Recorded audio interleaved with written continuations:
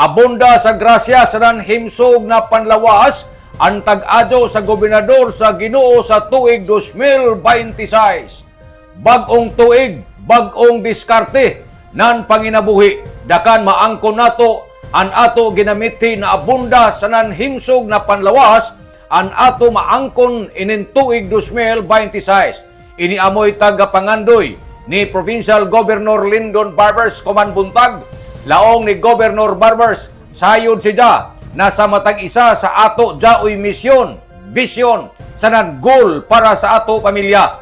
Busa kinahanglan lamang nga kita magpadadyon nga maga mainampuon dakan ato maangkon an ato ginamiti na karadyawan sanan para sa kaugmaon sa ato mga anak. Laong ni Governor Barbers, kutob sa ija maarang siya maningkamot na ubos kuman sa ija administrasyon diin an ija 10-point agenda ija gihapon ipadadyon ang serbisyong medikal, agrikultura, edukasyon, pagpangandam sa mga daotang katalagman para sa katagbawan sa matag Surigao-non. Nanukad gikan diri sa Kapitolyo ini si Marek Sinars Marconsim Vlogs, Mario Conales Simurlan mulaong salamat, maradyaw na adlaw natong tanan.